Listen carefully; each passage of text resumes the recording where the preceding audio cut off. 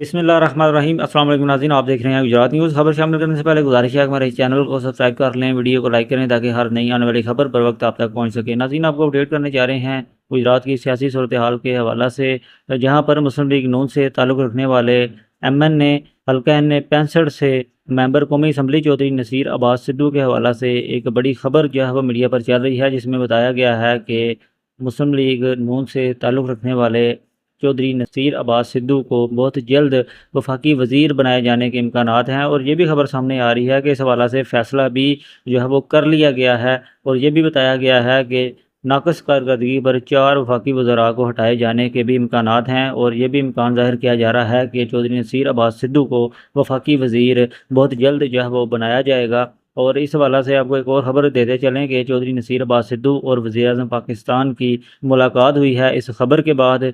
और इस मुलाकात में जो है मुल्क की सूरत हाल पर जो है गुफ्तगू भी हुई। और चौधरी नसीर अब्बास सिद्धू और वज़ीर-ए-आज़म पाकिस्तान मियाँ शहबाज शरीफ की ये मुलाकात 1 to 1 जो है वो जारी रही। जबकि मज़ीद आपको बताते चलें तो मुस्लिम लीग काफ से ताल्लुक़ रखने वाले चौधरी सालिक हुसैन मेंबर कौमी असम्बली हैं और वफाकी वज़ीर हैं। गुजरात से ताल्लुक़ रखने वाले वो पहले वफाकी वज़ीर हैं इस वक्त मौजूदा हुकूमत में।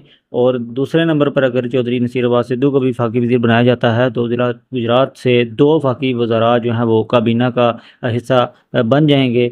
और मुस्लिम लीग काफ से ऑलरेडी जो है एक वफाकी वज़ीर गुजरात से ताल्लुक़ रखते हैं।